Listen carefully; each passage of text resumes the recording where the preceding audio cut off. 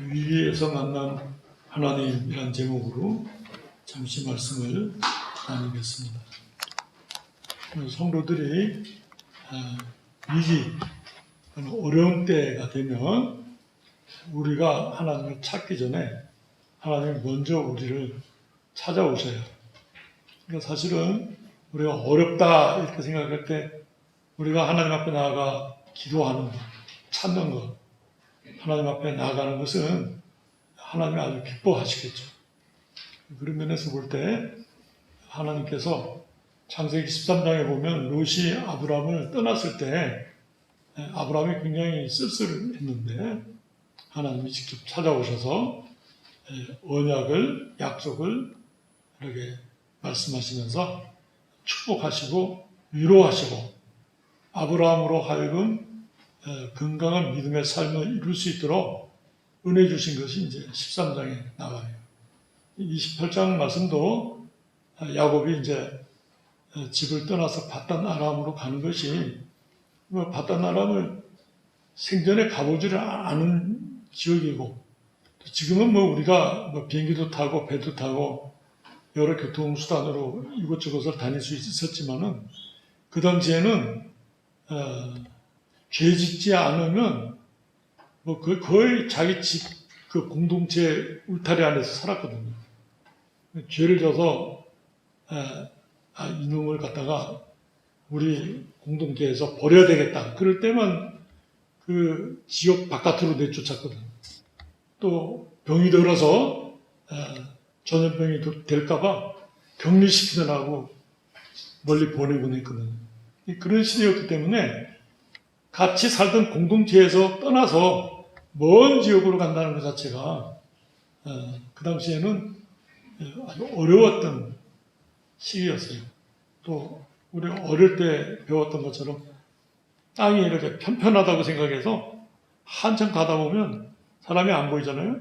그러면 이 낭떠러지로 떨어졌다 이렇게 보던 그런 세계관 속에 살던 시대였기 때문에 눈앞에서 사람이 사라진다는 것 자체가 그렇게 편안하지 못했던 시기였어요. 그런 때에 야곱이 아직 결혼도 하지 않았고 나이는 70이 넘었고 그런 가운데 고향 친척 아비와 함께 있던 집을 떠나서 바단 아람이라는 동네로 가본다.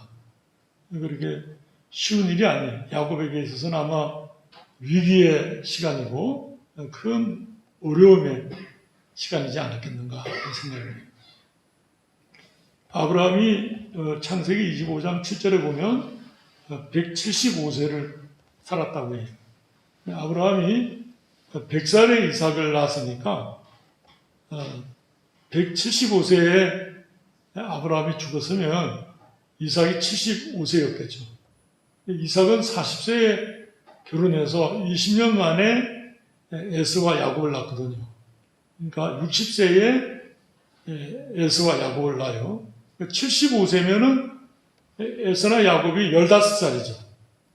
그럼 아마 아브라함이 같은 시대에 살았던 시간이 한 15년 정도 되지 않겠는가 그렇게 생각이 돼요. 그러니까 아마 아브라함을 통해서 할아버지를 통해서 또 자기 아버지를 통해서 하나님을 만나고 하나님의 약속과 은혜를 아마 보았을 것이라고 추측할 수 있을 것 같아요. 그러나 이렇게 자기 아버지 집을 떠나서 먼 바단 아람으로 간다는 것 자체가 그런 면에서 볼 때는 안정된 환경에서 불안정된 환경으로 바뀌니까 어려움이라고 말할 수 있겠어요. 베델에서 이렇게 돌을 얘기하고 잠이 들었는데 그날 밤에 하나님께서 꿈으로 야곱에게 나타나셨다는 말씀이에요. 족장시대, 특별히 아브라함, 이삭, 야곱, 요셉을 이제 족장시대라고 그래요. 이 족장시대에는 하나님께서 꿈으로 계시 많이 하셨어요. 꿈을 방법을 써서 계시하셨어요. 하나님의 말씀을, 하나님의 뜻을 나타내시고 가르치셨어요. 이 신약 시대는 성경이 이제 완성됐기 때문에 하나님이 꿈으로 우리에게 계시하지 않으세요. 성경이 완성됐기 때문에 우리가 말씀을 읽음으로써 깨닫게 되는 것이죠. 요즘에 이제 특별히 그걸 뭐 이단과 같다고 말할 수 있겠는데 직통계시라고 해서 자기가 직접 계시를 받는다. 그것을 기록된 말씀보다 우위에 두고 특별한 은혜인 것처럼 얘기하는데 사실은 그렇지 않다. 거짓이고 옳지 않다. 어떤 분이 목사님이 직통계시로 설교한다고 그래요. 어느 날 주일날 아침에 강단에 섰는데 설교를 안 하시는 거예요. 왜 안 하시나 했더니 하나님이 주신 바가 없어서 오늘은 설교가 없다고. 그게 말이 됩니까? 그 이제 어리석은 것이라고 생각이 돼요. 계시에 대한 신학적 배경이 약한 것이라고 생각합니다. 이미 성경이 종결이 돼서 완성됐기 때문에 우리는 말씀을 통해서 하나님의 계시와 그 뜻을 발견하게 됩니다.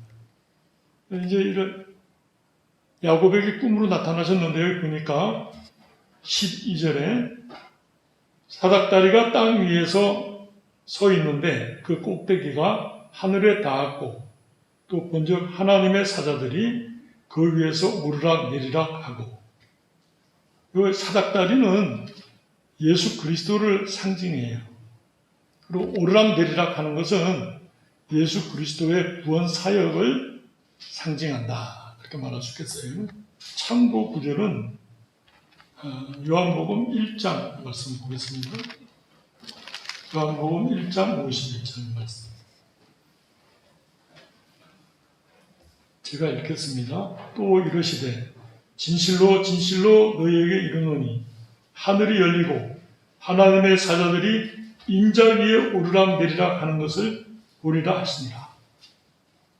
요한복음 1장 51절 말씀만 보면 무슨 말씀인지 잘 몰라요. 근데 창세기 28장 12절하고 요한복음 1장 51절을 연결해서 보면 벌써 이 예수님 오시기 모세가 1400년 사람이니까 약 400년 동안 1700~800년 되겠는데 그 전에 이렇게 하나님께서 야곱에게 계시하셔서 주신 말씀이 예수님 당시에 와서는 이제 한 3700~800년 되겠죠. 성취되는 것을 말씀할 수 있겠어요. 예수님께서 이렇게 그 말씀을 하심으로써 그 신약 계시가 열린다 하는 것을 이제 하신 말씀이 1장 51절 말씀이. 근데 구약 창세기 28장 12절 13절에서는 야곱이 그 하나님이 계시하신 꿈을 통해서 하나님의 그 계시를 보았다. 계시의 내용은 약속이에요. 아브라함과 이삭에게 주셨던 약속을 야곱에게 족장의 축복으로 주신 말씀이에요. 나는 여호와니 너의 조부 아브라함의 하나님이요 이삭의 하나님이라.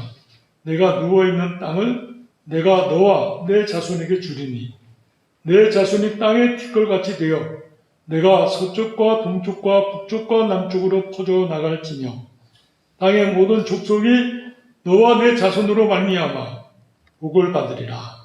여기 내 자손은 예수 그리스도를 가리켜요. 이제 너와 내 자손으로 말미암아 온 세계가 복을 받겠다. 예수 그리스도로 말미암아 구원의 완성과 은총을 입겠다 하는 약속이에요. 내가 너와 함께 있어 내가 어디로 가든지 너를 지키며 너를 일컬어 이 땅으로 돌아오게 할지라. 내가 내게 허락한 것을 다 이루기까지 너를 떠나지 아니하리라 하신지라. 하나님께서 야곱에게 족장의 축복으로 축복하고 아브라함과 이삭에게 약속하셨던 그 약속의 내용으로 약속하시고 또 미래에 야곱을 보호하시며 인도하셔서 이 땅으로 다시 돌아오게 하겠다 약속하신 거예요. 뭐 아마 야곱이 잠에서 깨어나서 가슴이 아마 벌렁벌렁 했을 거라고 생각이 돼요. 야, 여기 어떻게 하나님이 계신가? 지금은 우리가 성경도 많이 알고 또 이제 많은 책들이 나와서 지식이 우리가 굉장히 높아요. 근데 이 당시에는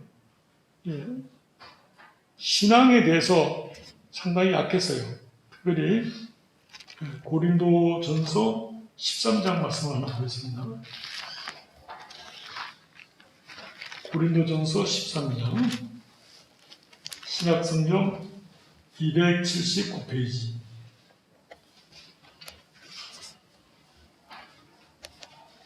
신약성경 279페이지 고린도전서 13장 9절 보면 우리는 부분적으로 알고 부분적으로 예언하니 온전한 것이 올 때에는 부분적으로 하던 것이 헤아리라. 우리가 아는 이 신앙과 신학적 지식이라는 것은 부분적이라는 거예요. 온전하지 않다. 온전한 것이 올 때는 부분적인 것이 폐하리라 하는데 온전한 것이 오면 이제 주님이 오셔서 길이 맞춰서 우리가 주님을 만나볼 때 우리의 지식이 온전해진다. 박유성 목사님께서는 성경을 해석하시면서 한번 설교하실 때 그런 말씀 하세요. 내가 이 땅에서 아무리 연구를 해도 부분적으로밖에는 알 수가 없는데 주님을 만날 때 온전히 알게 된다는 이 말씀을 볼 때 빨리 내가 천국에 가고 싶다. 그런 말씀 하시는 거를 들은 일이 있어요. 근데 야곱이 그 당시, 야곱 당시에 이 종교적 개념이 어떠냐면 지역신이 있다고 믿었어요. 경상도신, 전라도신, 제주도신 이렇게 지역이 있어서 내가 만약 이 지역에서 저 지역으로 가면 이사도 되지만 신이 바뀌는 거죠. 그런 내용이 이제 룻기에 나오는데 엘리멜렉이 베들레헴에 기근이 들었을 때 모압 땅으로 가거든요. 근데 이제 우리 그 성경 말씀을 잘 보면 나중에 이제 룻이 시므를 따라서 베들레헴으로 오면서 그 신을 버리고 시므의 하나님으로 나의 하나님을 삼겠습니다 하는 그런 고백이 나와요. 그게 그냥 이주가 아니고 완전히 종교를 바꾸는 그런 내용으로 성경이 쭉 전개돼요. 그렇게 본다면 야곱이 아버지 집을 떠나서 바단 아람으로 간다고 할 때는 하나님이 없는 지역으로 간다 이런 의식이 있었단 말이에요. 그래서 꿈에 하나님이 나타나셔서 이렇게 계시와 약속과 미래에 대한 보호와 인도를 말씀하실 때 하나님이 여기 계신 줄 제가 몰랐습니다. 그런 표현 나오거든요. 그리고 내가 하나님이 여기 계신 것을 깨닫습니다. 그러면 하나님께서 바단 아람에도 같이 함께 계실 것도 믿고 또 그렇게 다시 인도해 주실 줄도 믿습니다. 그런 내용이에요. 영적 지식이 향상된 아주 직선으로 아주 성장하는 이런 큰 은혜를 야곱이 받았다. 이렇게 말할 수 있어요. 그 꿈을 통해서 하나님의 약속과 미래에 대한 보호, 인도, 보장 이런 것도 귀하지만은 하나님이 나와 함께 계시면서 전 세계 속에 이 우주 만물 속에 하나님께서 존재하시고 그 존재 세상을 통치하시고 인도하신다는 사실을 알게 됐다는 거예요. 굉장한 거죠. 굉장한 거. 두려움으로 출발했던 여행이 담대함으로 하나님이 나와 함께 하신다는 그 강한 영적 의식 속에서 그의 삶이 이루어져요. 그래서 이제 라반과 그 자녀들과 그 속에 있는 환경 속에서 참 치열한 경쟁과 투쟁과 어려움을 겪지만 그 위기 때마다 하나님이 함께 하시는 것을 야곱이 깨닫게 돼요. 체험하게 되고 또 직접 하나님께서 말씀도 하시고 라반이 야곱을 공격도 하고 그 주변 자녀들이 야곱을 적대시하면서도 한편으로 야곱과 함께 하시는 하나님을 두려워하고 그런 영적 상황을 창세기가 아주 상세하게 설명하고 있는 것을 우리가 발견하게 됩니다. 20년이 지나고 자녀들과 함께 파단아람에서 고향으로 돌아왔는데 야곱이 그 목축이 새끼를 비웠기 때문에 과히 좀 몰면 문제가 생기니까 또 목축업자로서 볼 때 트랜스 요르단이라고 그래서 그 요단강과 요르단 그 지역이 아주 그 비옥하고 목초가 풍성해요. 물도 많고 거기다가 집을 짓고 우물을 파고 장기 거주를 계획을 했어요. 서약과 다른 내용이에요. 서약은 베델에 올라가서 내가 하나님 앞에 단을 쌓고 제 소득의 10분지를 바치겠나이다. 그런 서원을 했는데 20년이 지난 뒤에 그가 정작 가나안에 와서는 베델에 올라가지 않았어요.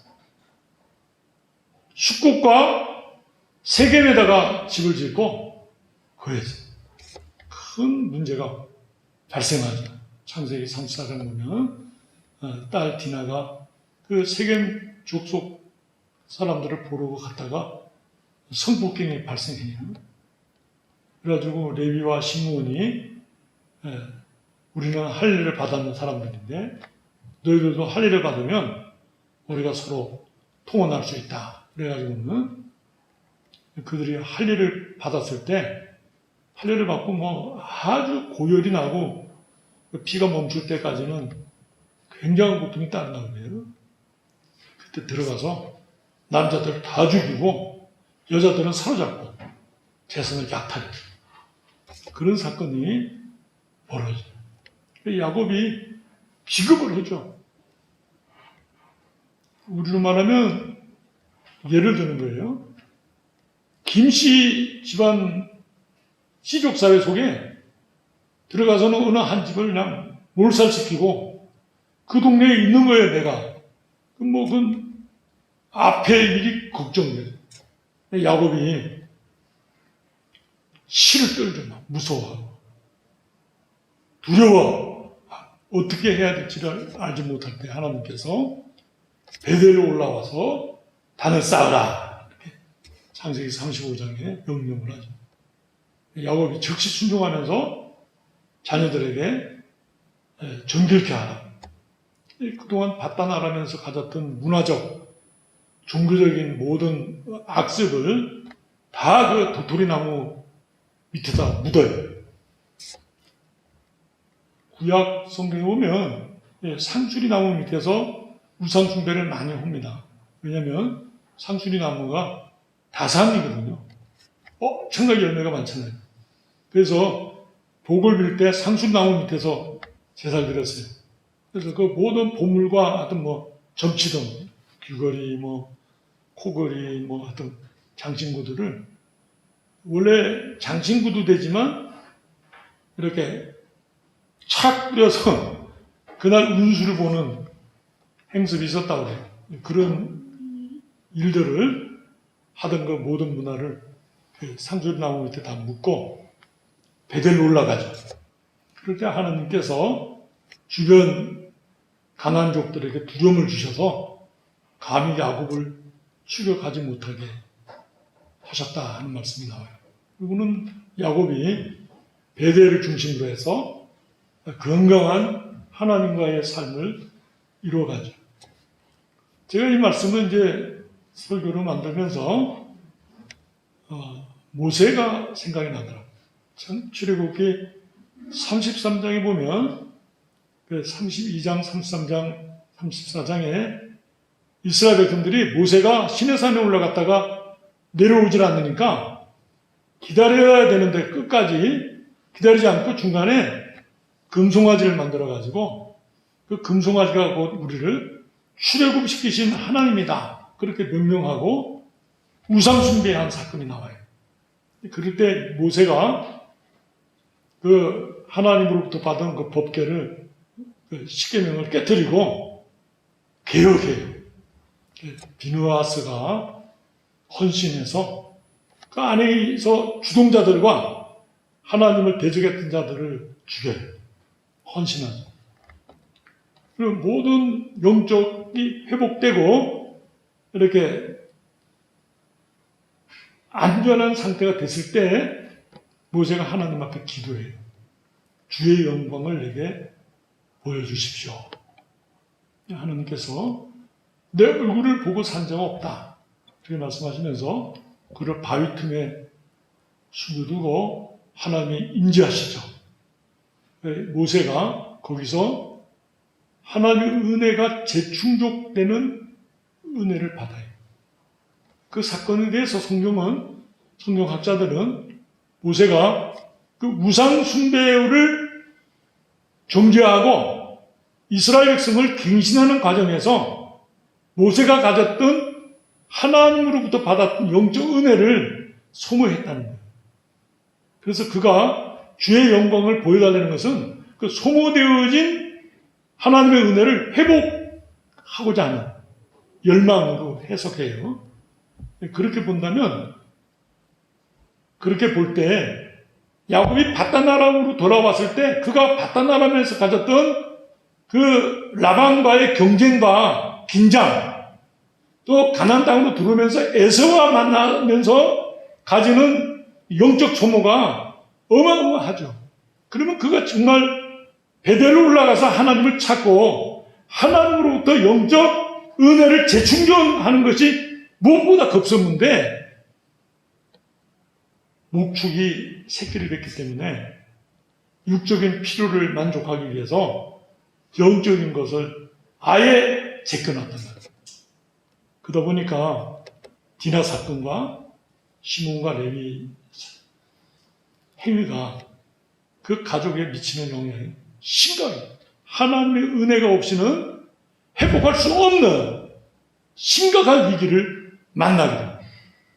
우리들도 마찬가지입니다. 우리도 이 세상을 살면서 육적인 필요를 위해서 우리는 준비도 하고 계획도 하고 힘을 쏟습니다. 그런데 정작 그 중요한 일들을 이루기 위해서 하나님의 허락을 받았느냐, 하나님의 은혜를 받았는가, 하나님으로부터 주시는 은혜를 충만히 받아서 하나님이 내가 너와 함께 하겠다, 너를 보호하겠다, 너로 말미암아 천하 만민이 복을 받게 하겠다, 그런 은혜 가운데, 보증 가운데 있느냐?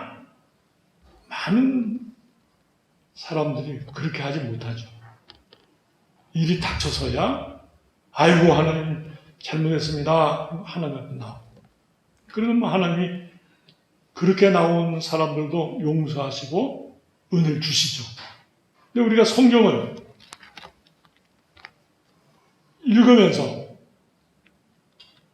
그러한 역사적인 하나님의 사람들의 실패와 또는 경건한 사람들의 적극적인 하나님 앞에 나가서 영적인 필요를 요구했던 그런 말씀들을 볼 때, 이때는 우리가 하나님 앞에 나가서 기도해야 될 때가 아닌가. 그렇게 우리가 우리의 생활 속에 적용할 수가 있죠. 우리가 어떤 큰 일을 만나서 정신이 하나도 없을 때, 의사의 도움과 주변 사람들의 도움이 필요하지만 사실은 그것보다 나를 구속하여 주신 하나님 앞에 필요해요. 하나님 나가서, 하나님 제가 주님 앞에 왔습니다. 주님의 은혜를 구하는 것이 합당하다. 하나님이 그 은혜를 주시고 회복을 주셔요. 내가 염려했던 모든 주변을 하나님이 다 정리해 주신. 잠언에 보면 여호와를 기쁘시게 하면 원수라도 화목되느니라 그런 말씀입니다. 여호와를 기쁘시게 하면 영적인 일들에 하나님과 함께하면 육적인 것은 우리 마태복음 보면 먼저 그의 나라와 그의 일을 구하면 이 모든 것을 너희들에게 더하시리라. 우리는 이 육적인 것들에 진력하고 소모하고 계획하고 사람들이 어떻게 될 관계를 가짐으로써 그 일이 이루어질 줄로 생각한다면 성경은 그렇게 말하지 않고 하나님 앞에 나와 부르짖으라. 나를 찾으라. 내가 너를 만나고 은혜를 주겠다. 이렇게 말씀합니다. 우리가 그러한 영적 우선순위를 지키면 좋겠어요. 그래서 하나님을 찾고 만나서 영적인 소모를 회복하고 건강한 신앙적 자세를 가지고서 우리의 생활 속에 임한다면 승리하지 않겠는가. 비록 라반과 같은 사람을 만나도 이길 뿐만 아니라 하나님의 보호 가운데 하나님께 영광을 돌리는 참 많은 사람을 복되게 하는 하나님의 사람이 된다. 확신을 가지게 됩니다. 같이 기도하겠습니다. 하나님 아버지의 은혜를 감사합니다. 위기를 만났던 야곱에게 나타나셔서 죽정의 축복을 주시고 예수 그리스도로 말미암는 구원의 은혜를 주시고 그가 가는 바단 아람에서 보호와 보증과 인도와 또 다시 베델로 돌아오게 하겠다는 하나님의 말씀을 주셨을 때 야곱이 어찌 여기 하나님이 계신가 하고 단을 쌓고 하나님 앞에 소원했던 그 귀한 은혜를 살펴보았습니다. 정작 그가 20년 후에 다시 가나안으로 돌아왔을 때 그러한 영적 소모를 깨닫지 못하고 육적인 필요를 쫓아 수고하고 애쓰다가 큰 위기를 만나고 하나님께서 베델로 올라와 단을 쌓으라 말씀하실 때 순종하고 회개하며 하나님 앞에 나아가 그 은혜를 회복하며 하나님의 귀한 하나님의 사람으로 세워졌던 것을 살펴보았습니다. 우리가 이 세상을 살면서 육적인 필요에 매여서 영적인 것을 깨닫지 못하는 연약함에 머물지 않게 해주시고 먼저 하나님 앞에 나와 하나님을 찾으며 만나며 하나님의 약속을 확인하며 하나님의 보호와 인도를 받는 하나님의 종들이 되게 하여 주시옵소서. 그래야 육적인 필요가 하나님의 은혜로 채워짐을 알고 우리의 노력과 수고에 있지 아니함을 깨닫게 하여 주시사 늘 주님과 함께 동행하는 성령 충만한 하나님의 종들이 되도록 은총을 나려 주시옵소서. 예수 그리스도의 이름으로 기도드리옵나이다. 아멘.